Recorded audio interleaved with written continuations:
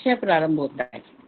विभूतियां आपने चमत्कार कहते हैं, तो यहाँ चमत्कार शब्द नहीं है, विभूतियां हैं कि ईश्वर की आज्ञा पालन से क्या क्या प्राप्त होता है, कैसे प्राप्त होता है। तो हमारे जो ऋषि मुनि है उन्हें कुछ प्राप्त हुआ तो उन्होंने सूत्रों के माध्यम से बताया। ऐसे हमने पढ़ा अभी पिछली कक्षा में, योग दर्शन अष्टांग योग के पालन से संयम की प्राप्ति होती है। अहिंसा के ठीक से पालन, तो जो व्यक्ति अहिंसक बनता है उसके जो साथी हैं वो भी अहिंसक हो जाते हैं। वो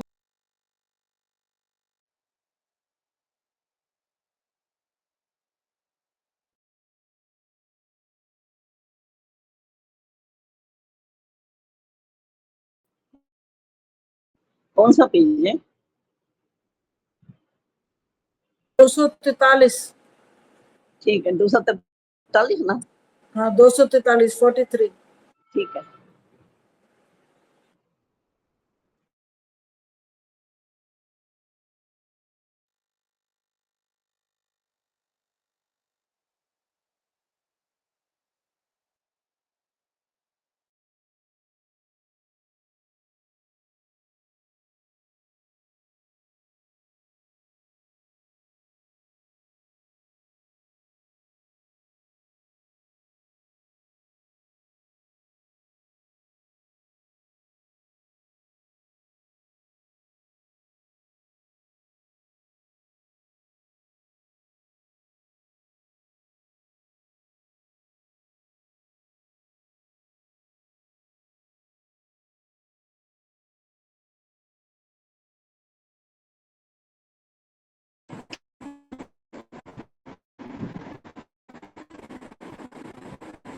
ओम ओम वीडियो नहीं सुन रही है तो आप ऐसे सुन लें। आवाज आ रही है आशा जी?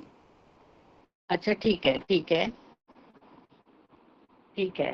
तो आ रही है जी, आवाज आ रही है।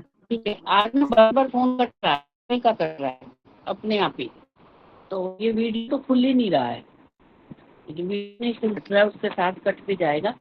तो चलिए हम ये पढ़ रहे हैं कि पदार्थों के तीनों परिणामों में संयम करने से अतीत जो समय बीत चुका है, अनागत जो आने वाला है, वर्तमान का ज्ञान हमें होता ही है। हम क्या कर रहे हैं, जो समय बीत चुका है और जो आने वाला है उस पदार्थ के भूतकालिक और भविष्यकालिक स्वरूपों का ज्ञान होता है। ठीक है। पदार्थ के तीनों परिणामों में, ये हमने पीछे पढ़ा था ना धर्मी और धर्म के विषय में, है ना। पीछे हमने क्रम के भेद पढ़े थे कि परिणाम के पश्चात ये जो कार्य होता है उसे क्रम कहते हैं, और उसका भिन्न भिन्न होना परिणाम के भिन्न भिन्न होने का। तो ये बताया जा रहा है धर्मी स्वरूप वगैरह वगैरह, जो पिछले 3 सूत्रों में हमने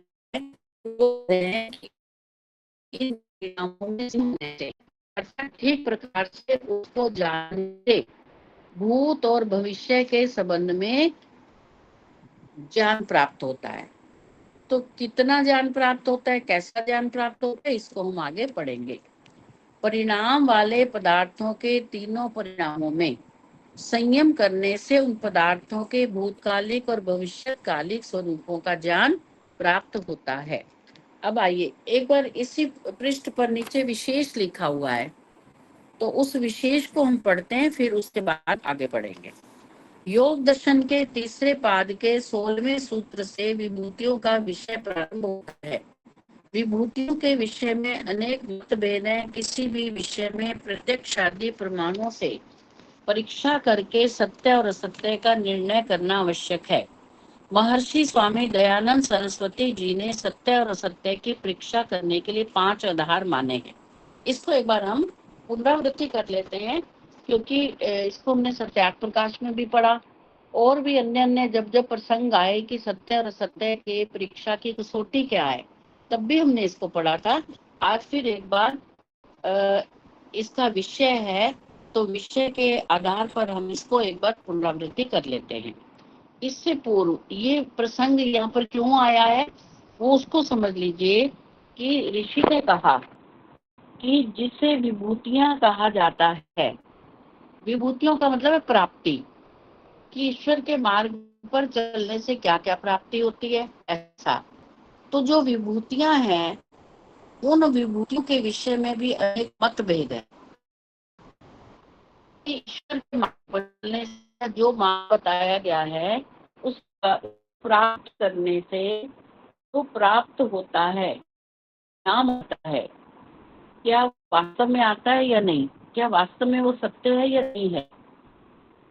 किसी भी विषय को स्वीकार करने से पूर्व प्रत्यक्ष आदि मानव से उसकी परीक्षा कर लेनी चाहिए। जैसे उदाहरण, मान लो कोई एक योग गुरु तथाकथित, ठीक है, तथाकथित सो कॉल्ड कोई योग गुरु ये कहे कि यदि आप ये प्राणायाम करते हैं तो आपको एक सिद्धि प्राप्त हो जाएगी, जिसके द्वारा आप पानी पर चल सकते हैं, नदी को आप पार कर सकते हैं चलकर, समुद्र के पानी में चल सकते हैं। ठीक है, यदि हमें ऐसा कोई कहे तो ऋषि दयानंद ने क्या कहा कि आपके पास 5 हथियार हैं। इन 5 हथियारों से, इन 5 कसौटियों से उस बात की परीक्षा करके देख लो। जब आप उस बात की परीक्षा करेंगे, यदि उन कसौटियों पर वो खरी उतरती है तो फिर योग गुरु ठीक कह रहे हैं, और यदि वो बात सही नहीं उतरती, वो बात खरी नहीं है, सत्य, तो फिर वो बात सत्य नहीं है। ठीक है, तो इसकी परीक्षा कर लेनी चाहिए। किसकी परीक्षा कर लेनी चाहिए? विभूतियों की। ठीक है, शिवम जी समझ आ रहा है आपको कि विभूतियों की परीक्षा कर लेनी चाहिए। संतोष बहन जी, आशा जी, सुनील जी, ये जी आवाज कट कट आ कर रही है। रही है, आवाज आ रही है। साफ हाँ, नहीं आती आवाज। हाँ कट रही होगी, ये इसमें ऐसा कुछ है कि आवाज भी कट रही है और थोड़ा नहीं आ स्थान बदल लो, अपना स्थान बदल के बैठो, आवाज कट। स्थान, समझ आ रही है मुझे, समझ आ रही है, किताब भी है हमारे पास। अच्छा, स्थान बदलते नहीं, कुछ मौसम के कारण ऐसा हो रहा है, फिर भी मैं स्थान बदल लेती हूँ। यदि स्थान बदलने से आवाज आए तो अच्छी बात है। अब आ रही है? चलिए कोशिश कर लेते हैं। तो उन विभूतियों को सत्य मानने से पूर्व, ऐसा ऋषि दयानंद का कहना है। महर्षि देव दयानंद ने हमें 5 कसौटियां दे दी। जैसे सोने को कसौटी पर कसा जाता है, उसको रगड़ कर देख लिया जाता है कि शुद्ध सोना है या नहीं, ऐसे 5 कसौटियां बता दी, पैमाने बता दिए कि इसको नाप कर देख लो, ये प्रमाण बता दिए कि इसको देख लो, यदि ऐसा है तो फिर ठीक है, वो विभूतियां ठीक है, चमत्कार हो रहा है तो सही है। और यदि वो विभूतियां इन कसौटियों पर खरी नहीं उतरती तो फिर वो उनको सत्य मत मानो। तो हम जान लोग के सभी लोग कसौटियां उपयुक्त हैं। तो देखिए, या आधार बताए हैं, जो जो ईश्वर के परम स्वभाव और वेदों से अनुकूल हो, वह सत्य, उससे विरुद्ध असत्य है। यदि कोई ऐसा कह दे ऐसा है, ठीक, यदि कोई हमें कोई सूचना दे कि फलाने फलाने पर्वत पर ईश्वर प्रकट हुआ है, ठीक है, ईश्वर की कोई मूर्ति निकली है, वो स्वयंभू है, उस पर्वत से नीचे कोई ईश्वर प्रकट हुआ है, तो इस कसौटी पर देख लो। कौन सी कसौटी पर? ईश्वर के गुण भाव कैसे हैं, क्या ईश्वर का कोई गुण ऐसा है वो प्रकट होता है, क्या उसका स्वभाव ऐसा है कि वो मूर्ति के रूप में सबको दिखाई देगा, क्या वो इस प्रकार का कोई कर्म करता है कि वो लोगों को खुश करने के लिए वो किसी पर्वत से, किसी नदी से, किसी भूमि से अपने आप को प्रकट करे। यदि ईश्वर का स्वभाव है तो फिर वो प्रकट है ना, वो ईश्वर। लेकिन आपने सत्य ज्ञान को, वैदिक सिद्धांत को पढ़ा, आपने ऋषि मुनियों के सिद्धांतों को सुना, आपने आर्ष ग्रंथों को पढ़ देखा कि भाई ईश्वर तो ऐसा है नहीं, ईश्वर तो ना जन्म लेता है ना प्रकट होता है, ना उसे जन्म लेने की आवश्यकता है ना प्रकट होने की आवश्यकता है। तो इसका तात्पर्य है कि जो हमें सूचना प्राप्त हुई है वो असत्य है। ठीक है, यदि ईश्वर ऐसा होता कि वेदों में लिखा होता कि ईश्वर कभी कभी प्रकट भी होगा, वो कहीं पर्वत से भी निकलेगा, नदी समुद्र से भी निकलेगा, तो हम भागकर फिर इससे मिलने जाते, लेकिन ऐसा नहीं है। तो पहले कसौटी ये बता दी कि ईश्वर के गुण का वेदों से, वेदों वेदों के ज्ञान के अनुकूल लिखा है, उसके अनुकूल ये है, तो फिर वो बात सत्य है, अन्य वो जो क्रम से अनुकूल वह सत्य है, और जो सृष्टि क्रम से वह सत्य है। अब सृष्टि क्रम के अनुकूल क्या है? बोलते हैं कि जो सृष्टि क्रम के जो कुछ हो सकता है, जो कुछ है वो सृष्टि क्रम के और नहीं सकता। क्या नहीं हो सकता? कि किसी के कान से कोई बच्चा पैदा हो सकता है?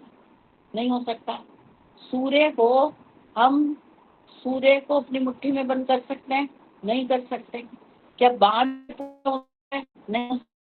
क्या आकाश के तारे नहीं ला सकते? तो ये सृष्टि क्रम के क्या है? अनुकूल नहीं है। ये सृष्टि क्रम के बहुत सारी बातें संसार में हमें वैदिक ज्ञान द्वारा, आज के द्वारा पता चलती है कि ये जो जितना भी ज्ञान है ये सृष्टि क्रम के अनुकूल नहीं है, सृष्टि क्रम के विपरीत है ना। हम ऐसा कहें कि बीज तो बोया हमने नीम का और उस पर आम का वृक्ष बन जाए, आम के फल लग जाए, वो ऐसा क्या नहीं होगा? ये क्रम के जैसा हम बीज बोएंगे वैसा ही फल होगा, वैसे वृक्ष लगेगा, है ना। तो ये हमें शास्त्र पता रहता है, हमें पता रहता है क्या बातें सृष्टि क्रम के विपरीत हैं, क्या क्या अनुकूल है। हम ऐसा कर्म करें हमें फल लगेगा। हमने मिर्ची का बीज बोया तो मिर्ची उत्पन्न होगी, मिर्ची लगेगी, उस पर नींबू लगेंगे, ये सृष्टि क्रम के अनुकूल है। रज बीज के संपर्क से होगी, यदि ऐसा करके इस पत्थर का प्रयोग करने से संतान नहीं होगी, तो जो चीजें जिसके विरुद्ध चाहिए और जो अनुकूल है उनको भी जानना। यदि हमें सृष्टि क्रम के अनुकूल और विरुद्ध यदि हम इस ज्ञान को जानेंगे नहीं, तो फिर इसको छोटी पर कैसे हम इसको रखेंगे? सृष्टि क्रम विरुद्ध है। एक ऐसा हमारे भारत में बना हुआ है, 5 महीने में जाती हैं और उस पत्थर का प्रयोग करती हैं, वो गर्भवती हो जाती है। संभव नहीं हो सकता। उस लिए रज की आवश्यकता है, आवश्यकता नहीं है, लेकिन ऐसा हो रहा है, ऐसा लोग जाते हैं। किस कारण ऐसा उनकी पत्ती को कारण नहीं देख, कारण उस पत्थर को बना रहे हैं ना, पिंडी को बना रहा है, लिंग को बना रहा है। तो ऐसा ये सृष्टि क्रम के विरुद्ध है। और संसार में बहुत सारी बातें सृष्टि के विरुद्ध, जो आप अपनी आयु के अनुसार कुछ अनुभव भी प्राप्त करें ना। हमें कोई ऐसा कह दे किसी को कैंसर का रोग होगा, किसी को साध्य है, तुम जाप कर लो और वो रोग हो जाएगा क्या? ठीक नहीं हो सकता। जाप करने से रोग ठीक नहीं हो सकता। हाँ, आप में कुछ संयम हो सकता है, आप में रोग को सहने की थोड़ी शक्ति प्राप्त हो सकती है। रोग तो उसकी रोग की औषधि से ही दूर होगा। तो ऐसे ही कोई बच्चा रो रहा है तो कहीं इसकी नजर लग गई, कोई तकलीफ हो गई तो जाओ वहां पर मत्था टेकाओ, वहां पर झाड़ू रखाओ, वहां पर आपका समय ठीक नहीं चल रहा वहां पर घड़ी रख दो। ये सब चीजें सृष्टि क्रम के विरुद्ध हैं। तो जैसे जैसे आप इनको जानते जाओगे और जीवन में इसको अपनाते जाओगे और अविद्या को छोड़ते जाओगे, ज्ञान को प्राप्त करते जाओगे, वैसे वैसे आप इस अविद्या से ऊपर उठते जाओगे। और ऊपर कौन सी चीज उठती है? जो हल्की होती है। तो इन दोषों को छोड़कर आप हल्के हो जाओगे कि संसार में जितने भी अविद्या फैली हुई है उन अविद्या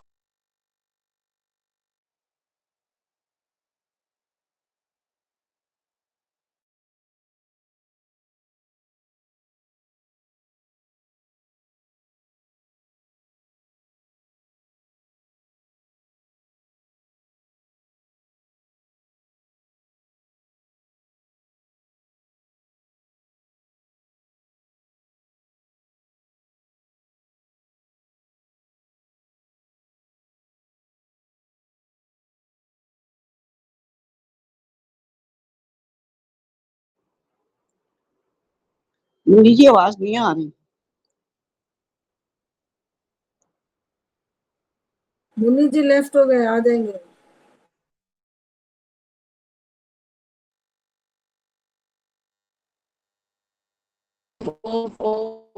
आगे अब आवाज। हाँ। तो लोग इस है, उनको खाना पहुंचाने के लिए समाज के कुछ तथाकथित लोगों ने कुछ पुरोहित रखे हुए हैं, कुछ लोग रखे हुए हैं कि जो संसार से जा चुके हैं वो अपने में कैसा हो सकता है, संभव है ऐसा नहीं संभव। लेकिन फिर भी संसार के लोग कर रहे हैं अपनी संतुष्टि के लिए कि हमारे पिताजी नहीं रहे, माता जी नहीं रही, अब उनको भोजन कैसे, चलो जी पंडितों को भोजन करवा दो, उनको वस्त्र कैसे दें, चलो पंडितों को वस्त्र दे दो, उन तक पहुंच जाएगा। तो ऐसा संभव नहीं है। तो जैसे जैसे आप सृष्टि को जानते जाएंगे वैसे वैसे आपको आनंद की अनुभूति होगी। जैसे जैसे आप ये पाखंडों को छोड़ते जाएंगे वैसे वैसे आपको अंदर से अनुभूति होगी कि मुझे इस विषय में ज्ञान प्राप्त हो रहा है। ठीक है, तो यहाँ पर लिख दिया कि जो जो सृष्टि क्रम से अनुकूल है वह सत्य है और जो जो सृष्टि क्रम से विरुद्ध है वह असत्य है। ठीक, आप तो अर्थात जो धार्मिक विद्वान सत्यवादी निष्कपटों का संग उपदेश के मूल हो वह ग्राह्य और जो जो विरुद्ध है वह अग्राह्य। अब देखो कितनी अच्छी बात लिख दी कि आप ऐसा नहीं समझे कि बदल कर पर या कुछ कह रहा है सब कुछ ऐसा नहीं है। और कह रहे जो आप है, जो धार्मिक है, जो मान है, जो कोसों दूर है, उनके से उपदेश के अनुकूल हो, उनका संत उपदेश के अनुकूल अर्थात उनकी कथन करने में ना हो, जो वो कह रहे हैं उनका जीवन भी वैसा हो, जो वो दे रहे हैं शास्त्र का वो शास्त्र उनके जीवन में भी हो। यदि ऐसे धार्मिक विद्वान जो उपदेश करते हैं, जो उनके जीवन में जो हमें लक्ष्य बता रहे हैं कि मनुष्य योनि का लक्ष्य ईश्वर की प्राप्ति है, क्या वो भी ईश्वर प्राप्ति का कार्य कर रहे हैं? यदि वो भी कार्य कर रहे हैं तो वो आप्त हैं, वो धार्मिक है, वो कपटी नहीं है। उन विद्वानों की बातों पर हमें विश्वास करना चाहिए। ठीक है, जैसे उनके उपदेश है वैसे ही उनका जीवन है, तो वो ग्रहणीय है। यदि वो उपदेश है और स्वयं का जीवन से विरुद्ध है तो वो ग्रहणीय नहीं है, वो ग्रहण करने योग्य नहीं है, वो आप तो पुरुष नहीं है, वो विद्वान नहीं है, वो धार्मिक नहीं है, उनके जीवन में सत्यवादिता नहीं है, उनकी में अंदर है, वो कपटी है। तो ऐसे कपटी लोगों की बातों पर विश्वास नहीं करना चाहिए। ये कसौटी बता दी। अब ऋषि दयानंद ने तो देखो बरसों पहले ये कसौटियां बता दी हैं। अब इन कसौटियों का यदि समाज में प्रचार प्रसार हो जावे, ध्यान से बात को समझ ले कि ये इन कसौटियों का प्रचार प्रसार हो जावे तो लोग समझें कि हमें किस पर विश्वास करना है और किस पर नहीं करना। अब इन 5 कसौटियों का प्रचार नहीं है, लोगों को पता नहीं कि सत्य असत्य का निर्णय कैसे करें। हमारे पास कोई प्रमाण नहीं है, वो तो बाहरी पैकेट के बाहरी वो देखते हैं कि ये जो उपहार का जो बाहरी जो आकर्षित करने वाली वस्तु है ये बहुत अच्छी है, बस वही गुरु है हमारा। वो देखते हैं कि सारी भीड़ उधर जा रही है, हमें भी चले जाना चाहिए। वो देखते हैं कि कुछ लोग वहां गए, उन्हें कुछ लाभ मिला, तो हमें भी लाभ लेना है, हमें भी वहां जाना चाहिए। यदि आप यकीन मानिए, यदि इन 5 कसौटियों का प्रचार सामान्य जनता में हो जावे तो पाखंडों को दूर करने में ज्यादा समय नहीं लगेगा, लेकिन इसका प्रचार ही नहीं है। लोग इसकी बात को, लोग इन कसौटियों को सुनते ही नहीं, समझते ही नहीं, जानना ही नहीं चाहते। तो मूर्ख से मूर्ख व्यक्ति को भी यदि बिठाकर ये समझा दिया जाए कि आप जो भी मानना चाहते हैं मान लो, आप किसी को गुरु बनाना चाहते हो बना लो, आपको लग रहा है कि ये कार्य नहीं हो सकता फिर भी आप करना चाहते हो, कर लो, लेकिन हमारी बात सुन लो। ये 5 बातें आधार है आपकी सफलता का और असफलता का। इन 5 बातों को ध्यान पूर्वक सुनो और इस पर चलकर देखो, तो आपको स्वयं अनुभव होगा कि मैंने अपना आधे से ज्यादा जीवन गलत कार्यों में बिता दिया। जो कार्य हो ही नहीं सकते थे उनके पीछे भागा भागा, मारा मारा फिरा, और वहां पर मैं आनंद को प्राप्त करने के लिए स्वयं ही नहीं, अन्य अन्य लोगों के घरों को भी बर्बाद किया, अन्य लोगों के विचारों को भी किया, उनको भी लेकर गया वहां। यदि ये 5 बातें लोग समझ जाने तो।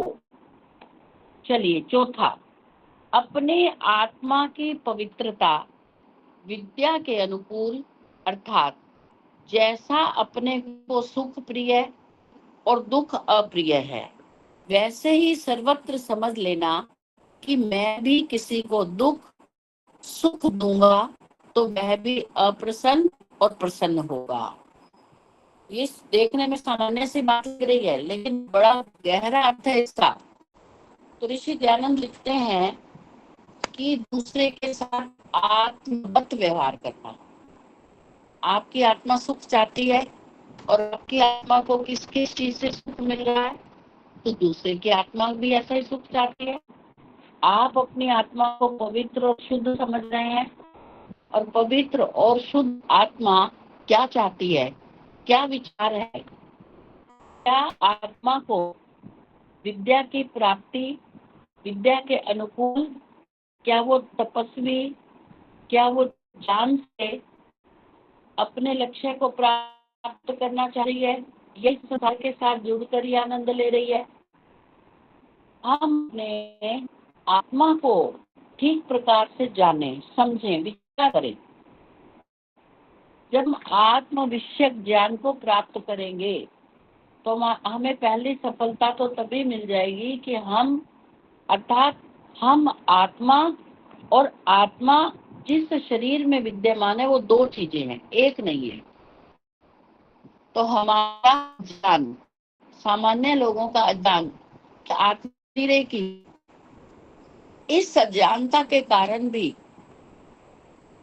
संसार में बहुत सारे लोग जो तथाकथित ज्ञानी हैं, बुद्धिमान हैं, वो जनता को भ्रम में डालते हैं। जब तक मनुष्य को ये नहीं समझ आएगा कि आत्मा भिन्न है, शरीर भिन्न है, आत्मा का कोई कुछ नहीं बिगाड़ सकता, लेकिन ये शरीर और आत्मा का जब संयोग होता है तभी हम कुछ प्राप्त कर सकते हैं। इस आत्मा को इस शरीर में डालना और निकालना, ये काम कोई मनुष्य नहीं कर सकता। ये किसी जीव आत्मा के बस का काम नहीं है कि वो आत्मा स्वयं किसी शरीर में चला जाए और स्वयं निकल आए। जब तक इस प्रमाण को लोग नहीं जानेंगे तब तक संसार में अनेकों जो बलियां दी जा रही हैं, अनेकों समस्याओं का समाधान किसी की मृत्यु किया जा रहा है कि आपको सफलता चाहिए, आपको सुख चाहिए, शांति चाहिए, तो फिर उस शरीर को आत्मा से अलग करना होगा या उसको मारना होगा। शरीर आत्मा तो वो जानते ही नहीं कि शरीर और आत्मा भिन्न है। तो यहाँ पर ये बताया कि जो हमारी आत्मा जो पवित्र है, शुद्ध है, बुद्ध है, जब तक हम ये नहीं जानेंगे तब तक हमें कोई बात समझ नहीं आएगी। तो जो जैसा हमारी आत्मा सुख चाहता है वैसा ही दूसरा भी चाहता है। यदि ऐसा हम ठीक प्रकार से प्रामाणिक रूप से समझ लेंगे तो दूसरे को दुख ना देंगे। और संसार में आधे से ज्यादा दुख, आधे से ज्यादा परेशानियां इस कारण से है कि व्यक्ति स्वयं सुख कम चाहता है लेकिन दूसरा सुखी ना हो ये अधिक चाहता है। दूसरा सुखी ना हो, स्वयं दुखी हो लेगा कोई बात नहीं, लेकिन दूसरा व्यक्ति सुखी ना हो। तो इसका आधार क्या है? इसका आधार है आत्मा। जब तक हम दूसरे के साथ आत्मवत व्यवहार नहीं करेंगे तब तक ये बात हमें समझ नहीं आएगी कि किसी को दुख दूंगा तो मुझे भी प्रसन्नता होगी, मुझे भी उस दुख देने के कर्म का फल दुख मिलेगा। और यदि मैं किसी को प्रसन्न करूंगा, किसी को आनंद दूंगा, किसी को ज्ञान प्रदान करूंगा, तो उसका परिणाम ये होगा कि मुझे भी उस अच्छे कर्म के बदले में सुख की प्राप्ति होगी। जब तक मनुष्य ये नहीं समझेगा तब तक संसार में दुखों की समाप्ति नहीं हो सकती। ठीक है, अगली कसौटी है 5वीं कसौटी, 8वां प्रमाण, अर्थात प्रत्यक्ष, अनुमान, उपमान, शब्द, एतीय, अर्थापत्ति, संभव और अभाव। ये 8 प्रमाण हैं। जो व्यक्ति इन 8 प्रमाणों को ठीक ठीक से जान लेता है तो समझो वो ईश्वर को भी जान लेता है, समझो वो आत्मा को भी जान लेता है। लेकिन यदि वो प्रमाणों को ठीक से नहीं जानता तो वो सारी आयु भर मनुष्य होकर भी परमात्मा को जानने के पीछे लगा रहता है। वो नहीं समझ पाएगा जब तक इन प्रमाणों को नहीं समझेगा। बस उसके मस्तिष्क में यदि ईश्वर के कुछ गुण आ गए कि परमात्मा सर्वव्यापक है, लेकिन वो जान नहीं रहा कि सर्वव्यापक कैसे है, परमात्मा न्यायकारी है, वो कैसे न्यायकारी है ये नहीं जान रहा। तो परमात्मा के गुणों को उन्होंने बता दिया कि इन 8 प्रमाणों को जानकर हम सत्य और असत्य का निर्णय कर सकते हैं। ठीक है, परमात्मा है या नहीं है, परमात्मा क्या कहता है, परमात्मा न्याय कैसे करता है, सृष्टि की उत्पत्ति कैसे करता है, ये सब कुछ कैसे पता चलेगा? वेदों को पढ़ के और इन प्रमाणों को जानकर। जो कुछ भी ज्ञान प्राप्त होता है इन पर कर देख लें। यदि कोई ऐसा समझ रहा है, एक उदाहरण से समझ लेते हैं सभी प्रमाणों को, कि ये सृष्टि अपने बनी, सृष्टि का कर्ता, सृष्टि को बनाने वाला कोई नहीं है, तो उसके लिए प्रमाण चाहिए। तो संसार में कोई ऐसी वस्तु ढूंढ लाओ बनाने वाला कोई ना हो, कोई वस्तु लेकर आओ कि इस वस्तु को किसी ने नहीं बनाया, ये अपने आप बन गया। क्या संसार में कोई छोटी से छोटी वस्तु, एक छोटी से छोटी हम सुई समझ लें जिससे हम कपड़े सिलते हैं, या चींटी समझ लो, या मच्छर समझ लो, या मक्खी समझ लो, कोई भी ऐसा, ये तो जीवात्मा वाले मक्खी मच्छर है, इसके अलावा जड़ वस्तु है। क्या कोई ऐसी वस्तु है, चाहे वो जड़ है या चेतन है, जिसको बनाने वाला कोई नहीं, तो अपने बन के लो।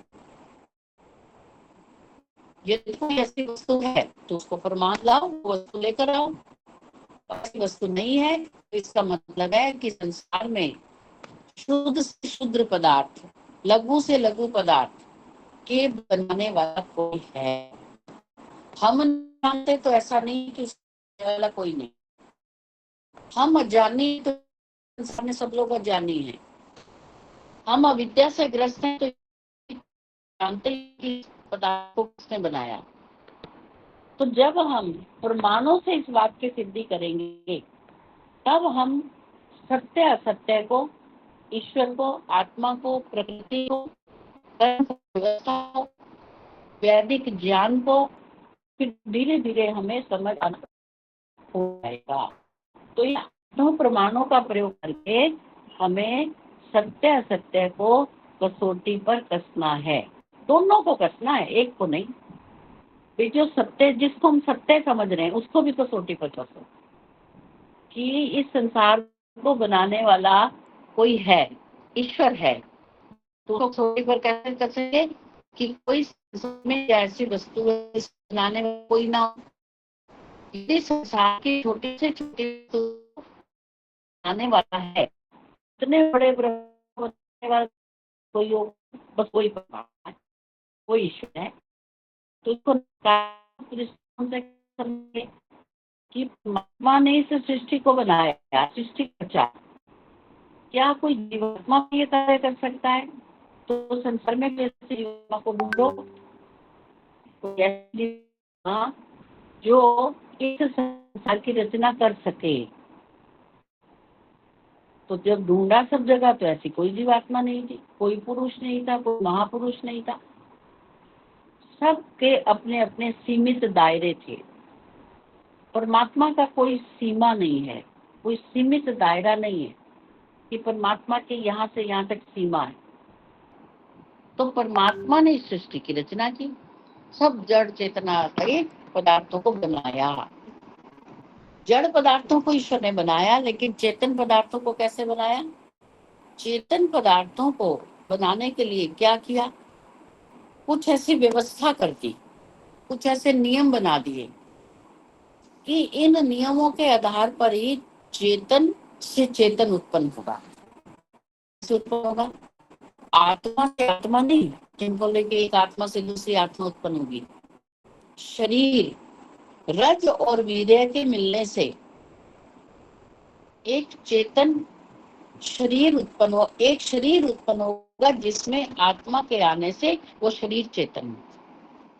तो उस चेतन पदार्थ की व्यवस्था परमात्मा ने बना दी और जड़ पदार्थ स्वयं बनाए। तो जड़ पदार्थ परमात्मा ने रचना की जड़ पदार्थों की, और हम जड़ पदार्थों को देखकर कहते हैं ये स्वयंभू है। कोई मूर्ति निकल आए, कोई पत्थर निकल आए। एक विद्वान हमें कुछ पत्थर दिखाकर बता रहे थे कि ये फलानी नदी में से कोई गंडक नदी है, उसमें से शिव भगवान अपने रूप को प्रकट करते हैं।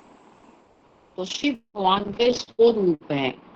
100 में से ये देखो, ये पत्थर में 4, 5, 10, 15 पत्थर थे, उनमें ये देखो ये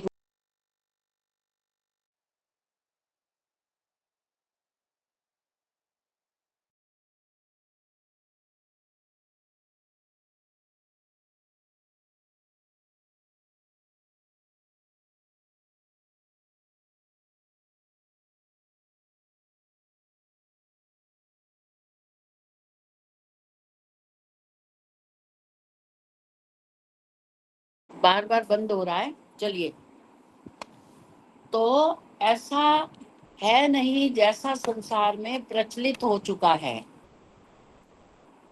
इतनी विद्या और ज्ञान नहीं है जितनी अविद्या और अज्ञान संसार में प्रचलित है। वो दूर कैसे होगा?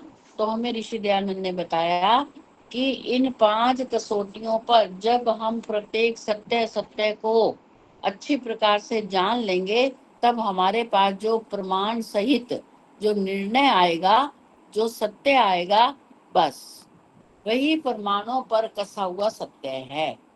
तो सत्य को जानने के लिए ये 5 कसौटियां बता दी हैं, उनका हमें ध्यान रखना चाहिए, इनको याद कर लेना चाहिए।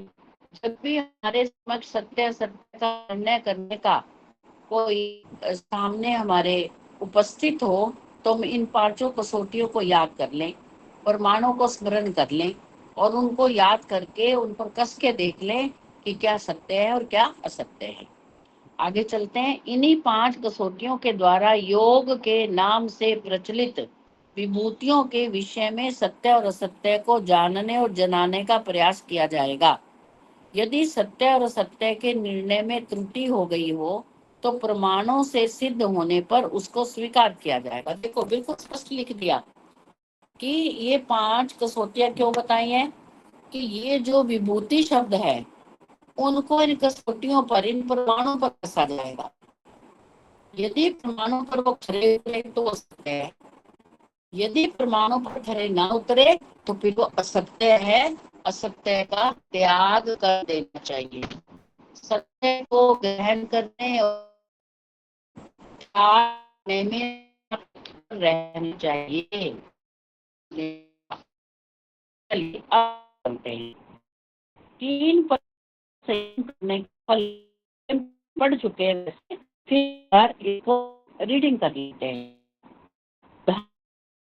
अवस्था, इन 3 परिणामों में संयम करने, अतीत मतलब जो भूतकाल है, भूतकाल है, उसका ध्यान रखता है। योगी जिस विषय में संयम करता है उस विषय में स्थित ज्ञान हो जाता है। अर्थात योगी जब ये धर्म, लक्षण और अवस्था, इन 3 जो परिणाम है उनमें संयम करता है तो योगी को बहुत कुछ प्राप्त होता है। ठीक है, क्या प्राप्त है? प्राप्त बहुत कुछ, वो कुछ भी सीमित ज्ञान है। इन तीनों में संयम करने से बस वो अक्षर करने लग जाए, दूसरा वो स्वाद बन जाए, ऐसा नहीं है। ज्ञान प्राप्त होता है लेकिन सिर्फ ज्ञान नहीं। जैसे आज वैज्ञानिक वस्तुओं का सामान्य ज्ञान करते हैं कि यह भवन, पत्थर, पुल आदि पदार्थ कितना पुराना है और आगे कितने समय तक चल सकेगा, इसी प्रकार से योगी भी भूत भविष्य के पदार्थों का सहित ज्ञान कर सकते हैं, है ना। आजकल जो वैज्ञानिक हैं वो ऐसे शास्त्र हैं और ऐसे शास्त्रों से वो पढ़े, मतलब पुस्तकों से पढ़े कि यदि कोई पुल निर्माण हो पाए तो उस है ये पुल इतने समय तक चलेगा, ये सड़क बन चुकी है इतने समय तक चलेगी, इसमें ऐसा मटेरियल डाला वो विषय वक्ता नहीं हो कि वो देखने में ज्योतिषी हो गए। बस जैसे ये मौसम विभाग वाले बता देते हैं कि यहाँ बारिश आने वाली है, यहाँ पर हवाएं चलेगी, यहाँ तूफान, क्या होता है हम अपनी सुरक्षा कर सके। लेकिन इसका तात्पर्य ये नहीं है कि वो ज्योतिष। नमस्कार दोस्तों, ये विद्या जो अंक विद्या है वो वेदों में बताई गई है, उसको कोई भी पढ़ता है, कोई भी जान सकता है, प्रयास करना पड़ता है उस विद्या का। लेकिन वो विद्या चमत्कार नहीं है, वो वास्तविक है। तो यहाँ पर भी ये आ रहा है वैज्ञानिक, तो भौतिक वैज्ञानिक है, वो वस्तुओं का सामान्य ज्ञान रखते हैं, पता है। अब मंगल ग्रह पर हम नहीं जा सकते थे, लेकिन हमारे जो साइंटिस्ट हैं उन्होंने पता नहीं बरसों तप का मतलब ये नहीं कि वो आलती पालती मारकर और ओम ओम का जाप करते रहे। तप का मतलब है उन्होंने स्टडी की, पढ़ाई की, ऐसी वो सारे शास्त्रों को, पुस्तकों को पढ़ा, देखा कि कौन कौन से ग्रह बने हुए हैं, कहाँ पर जा सकते हैं, करोड़ों रुपए का खर्च आया और ऐसे भेज दी वहाँ के वो चित्र लगातार यहाँ पर भेज रहे वो, है ना। तो इसका तात्पर्य ये है कि एक योगी भी ये कार्य बिना पढ़े कर सकता है। भाई ये जो भौतिक वैज्ञानिक हैं ये तो पढ़ते हैं उस पढ़ाई को, लेकिन यहाँ लिखा कि इसी प्रकार से योगी भी भूत भविष्य के पदार्थों का सीमित ज्ञान कर लेते हैं। ये नहीं कि सब कुछ बता देते हैं, थोड़ा सा ज्ञान उन्हें भी हो जाता है। परंतु यह भवन अथवा पुल कौन से क्षण में उत्पन्न हुआ था और कौन से क्षण में नष्ट हो जाएगा, क्षण सहित काल का ज्ञान नहीं कर सकते। 40 वर्ष के पश्चात इतने बजकर इतने मिनट में अमुक नामक व्यक्ति इस भवन को गिरा देगा, यह भी नहीं जान सकते, या कोई भी नहीं बता सकता। ठीक है। दूसरी बात, चेतन पदार्थों के विषय में जाननी चाहिए। योगी व भौतिक वैज्ञानिक यह नहीं जान सकता कि यह देवदत्त नाम का व्यक्ति 40 वर्ष के पश्चात इतने बजे इतने मिनट पर विष खाकर मर जाएगा, क्योंकि विष खाकर मरने वाले व्यक्ति के मन में भी यह बात नहीं है कि मैं विष खाकर इस समय मरूंगा। क्या कोई सुसाइड प्लानिंग से होती है कि मैं 30 साल बाद 31वां साल जब मरेगा तब मैं मर 31वां साल जब लगेगा तब मैं मरूंगा। जब मरने वाले व्यक्ति को नहीं पता तो एक दूसरा व्यक्ति कैसे बता सकता है उसकी मृत्यु के संबंध में। जब ये बात उसके मन में ही नहीं है तो योगी उसको कैसे जानेगा। 40 वर्ष से लेकर आज तक किसी व्यक्ति ने मन, वचन और शरीर से कितने अच्छे और कितने बुरे कर्म कब कहाँ पर किए यह योगी नहीं जान सकता। इसी प्रकार से किसी व्यक्ति के भविष्य में होने वाले कर्मों के विषय में भी नहीं जान सकता। कभी कभी किसी व्यक्ति के कर्मों के विषय में किसी कर्म का सामान्य ज्ञान हो सकता है। सांसारिक व्यक्ति की अपेक्षा योगी को कुछ अधिक ज्ञान होता है, यह अंतर है। तो ये बात आप समझ गए होंगे। अब आगे इसको पढ़ेंगे, आगे और भी इससे ज्यादा रुचिकर। अभी सारा का सारा जो विभूति पाद है, सारा अत्यंत रुचिकर है। अब देखिए, इतना सा इस सूत्र को पढ़ने के बाद जिन लोगों को ये लगता है कि ज्योतिषी सब कुछ बता देते हैं, वो भ्रांति समाप्त हो जाती है कि जब हमें ही नहीं पता, मान लो मेरी मृत्यु 1 महीने बाद होने वाली है, ठीक है, मुझे ही नहीं पता कि 1 महीने बाद होने वाली है, 1 महीने बाद क्या होगा, 2 दिन बाद क्या होगा, तो ज्योतिषी कैसे बता देंगे? नहीं बता सकते। तो इसलिए इन चक्रों में नहीं पड़ना चाहिए, कर्म करने चाहिए, अच्छे कर्म करने चाहिए। अच्छा, योगी कुछ कुछ सीमित ज्ञान है उसे वो बता देता है। अब इतना ज्ञान तो आपको भी हो गया। कैसे? यदि कोई व्यक्ति दुखी है, वो दुखी होकर जीवन काट रहा है, अब उसे अपने अतीत का ज्ञान है। कैसे? आप लोगों को तो जरूर हो गया, आप तो योगी हैं, आप तो शास्त्र पढ़ रहे हैं, साधना कर रहे हैं। क्या ज्ञान हुआ आपको कि इस दुख को जो मैं सहन कर रहा हूं या कर रही हूं, इसका कारण मैं ही हूं, मेरे ही द्वारा किए गए कर्मों का फल मुझे मिल रहा है। तो आपको ज्ञान हो गया ना इस बात का। बस ऐसे जिस क्षेत्र में आप बढ़ते जाएंगे, उसका ज्ञान आपको प्राप्त होता जाएगा। इस सूत्र में ये बताया गया है। आगे ईश्वर की इच्छा, आगे कक्षा लगेगी तो फिर इसके आगे वाले सूत्रों को पढ़ेंगे। बहुत आनंद आएगा पढ़ने से। अपनी जो हमारे भीतर जन्म जन्मांतरों से अविद्या ठहरी हुई है, रुकी हुई है, स्थिर है, वो विद्या, वो शास्त्रों के पढ़ने से भी दूर नहीं हो रही। फिर भ्रांति हो जाती है, फिर हमें पाखंड में विश्वास हो जाता है कि उसने वहां से पुत्र की प्राप्ति की, चलो हम भी चलते हैं, वहां माथा टेकते हैं। ऐसा नहीं है। तो इन शास्त्रों को पढ़ने का लाभ क्या है कि हम अपने भीतर के विद्या को दूर करें और ज्ञान को प्राप्त करें। इतियो ओम शांति शांति शांति।